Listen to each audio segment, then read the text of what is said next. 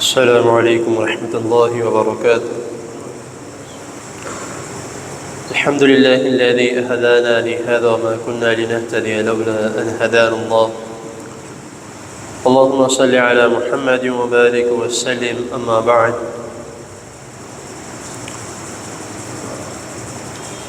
حضرات محترم،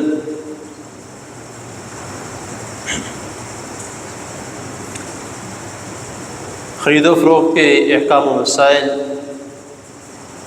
آپ کے سامنے اختصار کے ساتھ بیان کیے جا رہے ہیں۔ باب الشرکۃ والوکالۃ، شراکت اور وکالت کے متعلق آج ہمارا نیا سبق اور نئی حدیث ہے، جہاں پر ہم لوگ یہ سمجھتے ہیں کہ کسی کے ساتھ مل کر کام کرنا، یعنی کہ اپنے کاروبار میں کسی کو شراکت دار بنانا، حصے دار بنانا، یہ نقصان دہ ہو سکتا ہے، کئی مصیبتیں آ سکتی ہیں، دونوں میں سے کوئی ایک خیانت کر سکتا ہے، بے ایمانی کر سکتا ہے۔ تو لیکن اس طرح کے عمل کرنے والے کے متعلق کہ جو اپنے ساتھ کسی کو حصے دار بنا لیتا ہے،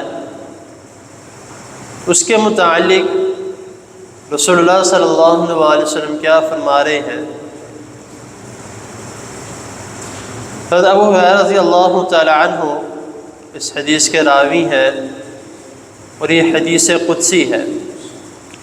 حدیث قدسی سے مراد کہ جو اللہ تعالیٰ نے فرمایا ہو، اور اس کے متعلق رسول اللہ صلی اللہ علیہ وسلم ہمیں بتا رہے ہوں کہ یہ اللہ تعالیٰ نے یہ فرمایا کہ نبی کریم صلی اللہ علیہ وسلم نے فرمایا کہ اللہ تعالیٰ کا ارشاد گرامی ہے کہ جو شخص شراکت یعنی کسی کے ساتھ حصہ داری کر کے وہ اپنا کوئی کاروبار شروع کرتا ہے تو ان دونوں کے ساتھ تیسرا میں ہوتا ہوں، یعنی کہ وہ دو اور تیسرے اللہ تعالیٰ۔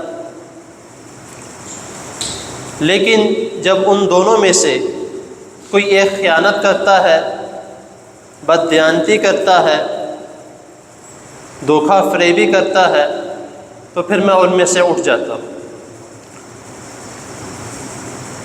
اب ان دونوں میں اللہ رب العزت تیسرے ہیں۔ اب وہ کس معاملے میں ہے؟ اب جس معاملے میں اللہ رب العزت خود شامل ہو جائے تو اس معاملے میں کبھی بھی بے برکتی نہیں ہو سکتی۔ اللہ تعالیٰ ان کا نگہبان بھی رہتا ہے، ان کی حفاظت بھی کرتے ہیں، ان کے مال میں برکت بھی دیتے ہیں، اور ہمیشہ ان کو مدد کرتے رہتے ہیں ہر اچھے کام میں، ہر حلال روزی کمانے میں۔ لیکن کبھی کبھار اس طرح ہوتا ہے کہ انسان اگر اکیلا بھی کام کر رہا ہو، خرید و فروخت کر رہا ہے کسی کے ساتھ، تو جب شیطان غالب آ جاتا ہے تو کتنا ہی ایماندار شخص کیوں نہ ہو، وہ بھی دھوکہ فریبی کرنا شروع کر دیتا ہے۔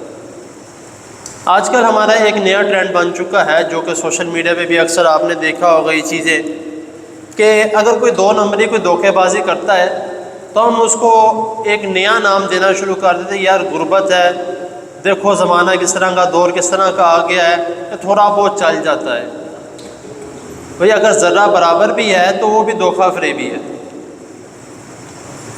نبی کریم صلی اللہ علیہ وسلم نے تھوڑا کھا لینے سے، تھوڑا گزارا کر لینے کا حکم دیا ہے، لیکن دھوکہ فریبی کرنے کا حکم نہیں دیا۔ بھوکے رہنے کا حکم دیا ہے، لیکن دھوکہ فریبی کرنے کا حکم نہیں دیا۔ آپ سیرت النبی صلی اللہ علیہ وسلم اٹھا کے دیکھ لیں، آپ نے کئی دن بھوکے گزارے ہیں، لیکن معاذ اللہ اس طرح کا کوئی عمل نہیں سامنے آیا۔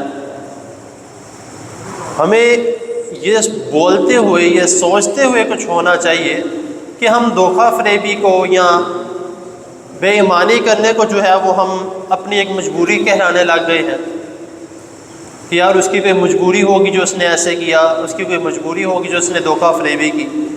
سمجھانے کے بجائے، اس کی حوصلہ شکنی کرنے کے بجائے ہم اس کی حوصلہ افزائی کر رہے ہیں۔ تو اسی لیے جس عمل کو نبی کریم صلی اللہ علیہ وسلم نے پسند کیا ہے وہ عمل کرے، جس عمل کو رسول اللہ صلی اللہ علیہ وسلم ناپسند کیا ہے اس عمل سے گریز کرے، خود بھی کرے، اگر کوئی کرتے ہوئے نظر آتا ہے اس کو بھی منع کرے۔ اور جس طرح میں نے کہا کہ شراکت والا جو معاملہ ہے اس میں دونوں پہلو ہیں، اچھا بھی ہے اور برا بھی ہے۔ اگر ہم اچھے کی طرف رہیں گے اور اچھا ہی کرتے رہیں گے تو انشاءاللہ تعالیٰ اس میں برکتیں ہی برکتیں، کیونکہ اس میں تیسرے اللہ تعالیٰ ہے۔ اللہ تعالیٰ نے خود کہا کہ ان دونوں کے ساتھ میں آؤ۔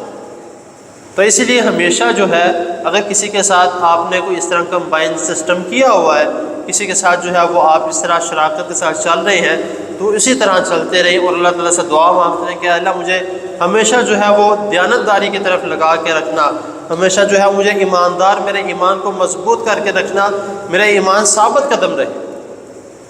تو اسی لیے نبی کریم صلی اللہ علیہ وسلم اکثر یہ دعا پڑھتے تھے کہ یا مقلب القلوب ثبت قلبی علی دینے، کہ دین کی طرف، ایمانداری کی طرف یا اللہ ہمیشہ میرا دل جو ہے وہ موڑ کر رکھنا۔